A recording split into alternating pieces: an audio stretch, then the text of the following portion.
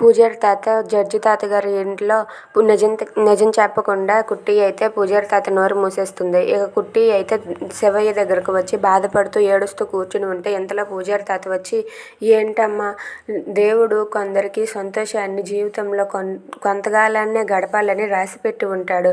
అది నీ జీవితంలో రాసిపెట్టి ఉందమ్మా.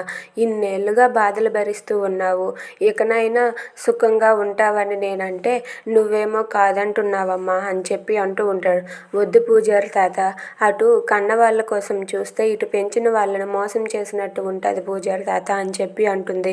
అలా అని నువ్వు నీ అమ్మా నాన్నల దగ్గర ఉండవా ఏంటి అని చెప్పి పూజారి తాత అంటే, నాకు అటు వాళ్ళు కావాలి వీళ్ళు కావాలి పూజారి తాత, వీళ్ళని బాధ పెట్టలేను వాళ్ళని బాధ పెట్టలేను అని చెప్పి కుట్టి పూజారి తాతతో అంటుంది.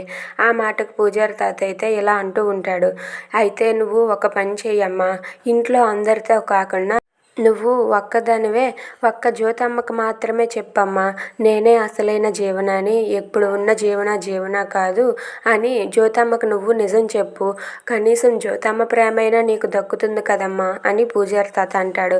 అది విన్న కుట్టి ఒక్కసారిగా షాక్ అయ్యి అలా ఆలోచిస్తుంది. Thanks for watching friends, please subscribe.